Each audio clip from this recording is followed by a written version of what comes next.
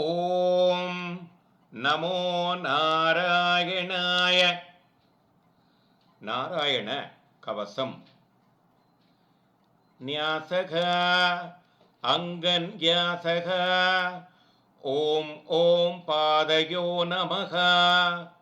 ஓம் நம் ஜானுனோ நமக. ஓம் ஓம் ஊர்வோ நமக. ஓம் நாம் உதரே நமக. ஓம் ராம் ஹ்ருதி நமக. ஓம் யம் உரசி நமக. ஓம் நாம் முகே நமக. ஓம் யம் சிரசி நமக. கரண்யாசக. ஓம் ஓம் தக்ஷிண தர்ஜன்யாம் நமக. ஓம் நம் தக்ஷிண மத்யமாயாம் நமக. ஓம் ஓம் தக்ஷிணாநாமிகாயாம் நமக. ஓம் பம் தக்ஷிண கனிஷ்டிகாயாம் நமக. ஓம் கம் வாம கனிஷ்டிகாயாம் நமக. ஓம் வம் வாமானிகாயாம் நமக. ஓம் தேம் வாம மத்யமாயாம் நமக. ஓம் வாம் வாம தர்ஜன்யாம் நமக. ஓம் சும் தக்ஷிணாங்குஷ்டோர்த்வ பர்வணி நமக. ஓம் தேம் தக்ஷிணாங்குஷ்டாத பர்வணி நமக. ஓம் வாம் வாமாங்குஷ்டோர்த்வ பர்வணி நமக. ஓம் யம் வாமாங்குஷ்டாத பர்வணி நமக. விஷ்ணு சட சரண்யாசக. ஓம் ஓம் ஹ்ருதயே நமக. ஓம் விம் மூர்த்னை நமக. ஓம் ஸ்ரம் புருர்வோர் மத்யே நமக. ஓம் நம் சிகாயாம் நமக. ஓம் வேம் நேத்ரயோ நமக. ஓம் நம் சர்வசந்திஷோ நமக. ஓம் ம பிராச்யாம் ஆஸ்திராய பட். ஓம் ம ஆக்னேயாம் ஆஸ்திராய பட். ஓம் ம தக்ஷிணஸ்யாம் ஆஸ்திராய பட். ஓம் ம நைருத்யே ஆஸ்திராய பட். ஓம் ம பிரதிச்யாம் ஆஸ்திராய பட். ஓம் ம வாயவ்யே ஆஸ்திராய பட். ஓம் ம உதீச்யாம் ஆஸ்திராய பட். ஓம் ம ஐசான்யாம் ஆஸ்திராய பட். ஓம் ம ஊர்த்வாயாம் ஆஸ்திராய பட். ஓம் ம அதராயாம் ஆஸ்திராய பட். ஸ்ரீஹரிகே அத ஸ்ரீ நாராயண கவச ராஜோவாச. யயா குப்தக சகஸ்ராட்ச சவாகான் ரிபுசைனிகான். கிருடின்னவ விஜிர்ஜித்ய திரிலோக்யா புபுஜே ஸ்ரியம். பகவம்ஸ்தன் மமாக்யாஹி வர்ம நாராயணாத்மகம். ஏதாஸ்ததத்தாயேன சத்ருங்கேன குப்தோஸ்தயம் ருதே. ஸ்ரீ சுகௌவாச்ச. விருத்தப்ரோகிதோஸ்பாஷ்டோ மகேந்திராயணு ப்ரச்சதே. நாராயணாக்யம் பர்மாகததி ஹைகமனாஸ்ருணு. விஸ்வரூப உவாச்ச தௌதாங்கிரே பாணிராசம்ய சபவித்ர உதங்முகः.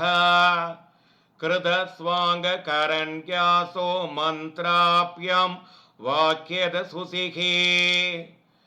நாராயணமயம் பர்வ சம்நக்கேத் भय आहते पादयोर्जानुनोरोर्वोरुतरे कृत्य दोरसी मुगे शिरस्यानुभूर्व्याधोङ्कारातिनि विन्यसेत् ॐ नमो नारायणायेति विवर्यय मताभिभ करन्यासं तदः गुर्यात् त्वादसाक्षरविद्यया प्रणवातीयकारन्तमङ्गुल्यं कुष्ठभर्वसो नयसेत् हृदय ओङ्कारं विकारमनुमूर्धनि षगारं तु भ्रुवोर्मध्येन कारं सिगयादिसेत् वेकारं नेत्रयोर्युग्यान्नकारं सर्वसन्धिषु मकारमस्त्रमूर्त्यस्य मन्त्रमूर्तिर्भवेत् पुतः सविसर्गं पठन्तं तत् सर्वदिक्षु विनिर्दिशेत् ॐ विष्णवे नमः इति आत्मानं परमं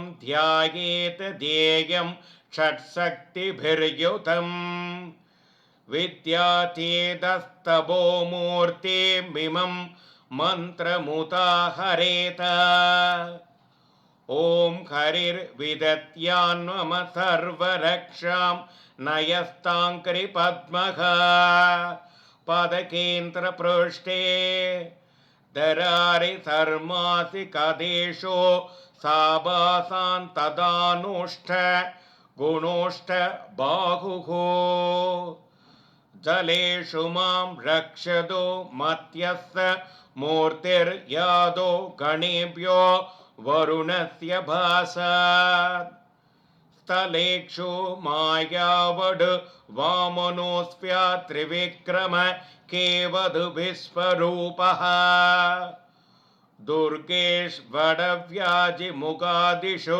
प्रभुः बायान् ऋषिम् ओसूरयुधपारिः विमुञ्चदो यस्य महाट्ट हासं दिशो विनेदुर्यन्य बदं सगर्भ रक्षद्वसो माध्वनियङ्कल्प स्वस्थं चरोट्निधरो वरागः रामोत्रीकूडेष्वद विप्रवासे स लक्ष्मणोऽस्पयात् भरदाग्रजोऽस्मान् मामुग्रधर्मात् किलात् प्रमादान्नारायणः पादु नरस्य हासा तत्त्वस्तव योगातदयोगनाथः भायात् गुणे स कपिलकर्म भन्तात् सनत्कुमारो वधुकामदेवा दयसेष मां पदि देवहेलनात् देवर्षिवर्यपुरुषार्चनातरात् कूर्मो हरिर्मां निरयात शेषात् धन्वन्तरेर्भगवान् भात्वभत्यात् द्वन्द्वात् भयात् ऋषभो निर्जितात्मा यज्ञस्य लोकात् वदङ्ग्यानान्तात् बलो गणात् क्रोधवसादहीन्द्रः द्वैपायनो भगवान् प्रबोधात् पुत्तस्तु भागण्डन गणात् प्रमाथात् कल्कि कले कालबलात् प्रभादु धर्मा वनायोरुक् धावधारः मां केशवो गदया प्रादरव्यात् गोविन्द आसङ्गवमात्तवेणुः नारायण प्राहण उदाचक्तिर्मध्यन्तिने विष्णुररिन्द्र भाणिः देवोऽस्पराहेण मधुक्रोधन्वा सायं त्रितमावद् माधवो माम् दोषे ऋषिकेश उदार्धरात्रि निशित एको वस्तु पद्मनाभः श्रीवत्सतामा पररात्र ईशः प्रद्यूष ईशोऽसिधरो जनार्दनः दामोदरो व्यादनुसन्त्यं प्रपाते विश्वेश्वरो भगवान् कालमूर्तिः चक्रं युगान्तानलदिग्मनेमि प्रमत्समन्तात् भगवत्प्रयुक्तं दन्दक्ते दन्दक्रियै सैन्यमासु कक्षं यदा वादसगोहुदासः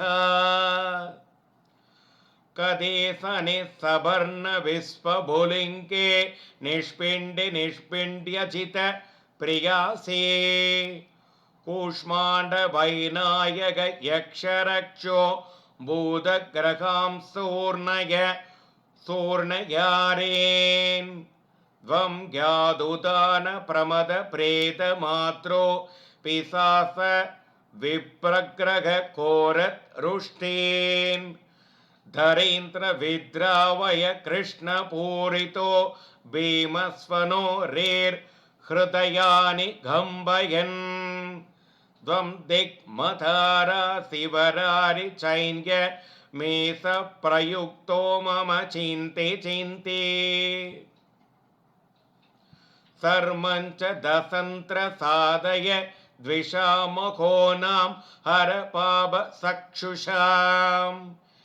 यन्नो भयं ग्रहेभ्यो भूत्केदेभ्यो निभ्र एव च सरीसृभेभ्यो दंश्रिभ्यो भूतेभ्यो होभ्य एव वा सर्वान् एतानि भगन्नामरुरूपास्त्र कीर्तनात् प्रयान्तु संक्षयं सत्यो येन श्रेय प्रतिपगा गरुक्षो भगवान् सोऽस्त्रस्तोभः सन्तोमय प्रभुः रक्षद्वसेक्षप्रियो विस्पक्षेन स्वनामभिः सर्वपदभ्यो हरेर्नामरूपायाणा युधानिनः पुत्तीन्द्रियमण प्राणान् पान्तु पार्षदभूषण यथा हि भगवानेव वस्तुतः सत्तच्छय सत्यनानेन सर्वे यान्तु नासमो भाद्रवाः यतैकात्यं यानुभावानं विकल्परहित स्वयं भूषणायुद्धलिङ्गाख्य तत्ते शक्ति स्वमायया तेनैव सत्यमानेन सर्वज्ञो भगवान् हरिः पादु सर्वै स्वैरूपैर्न सता सर्वत्र सर्वगः विदिक्षु दिक्षुर्ध्वमतः समन्तादन्तर्बहिर्भगवान् नारसिंहः प्रहाभयं लोकभयं स्वमनेन करतस्तस मस्ततेजः मघवन्नितमाख्यातं वर्म नारायणात्मकं विजेशयज्ञशा येन तंसितो सुरयूतभान् एतत्तारायमाणस्तु यं यं भस्यते चक्षुषा पदव संसृसेत् सत्यसात्वसात् विमुच्यते न कुतश्चिद भयं तस्य विद्यां धारयतो भवेत् राधतस्युखादिभ्यो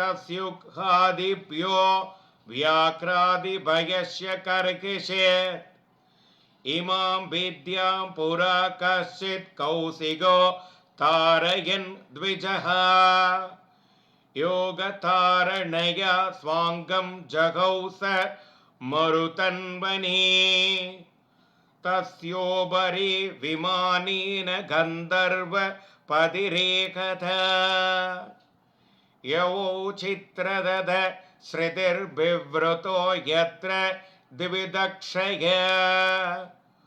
सुगनान्यपदः सत्य स विमानो हयवाक्सिराः सवालकिल्यवसनादीन्याताय विस्मितः प्रास्य प्राशीशरस्वद्यां स्नात्वा धाम स्वमन्वघात् श्रीसुगौवाच य इदं शृणुयात् कालेयो धारयति चात्रुदः तं नमस्यन्ति भूतानि मुच्यते सर्वतो भयात् एतां विद्यामधिकदो विश्वरूपा च तक्रदुः त्रैलोक्यलक्ष्मीं पुबोजे विनिर्जित्यं हृदेसुरान् इति श्रीनारायणकवचं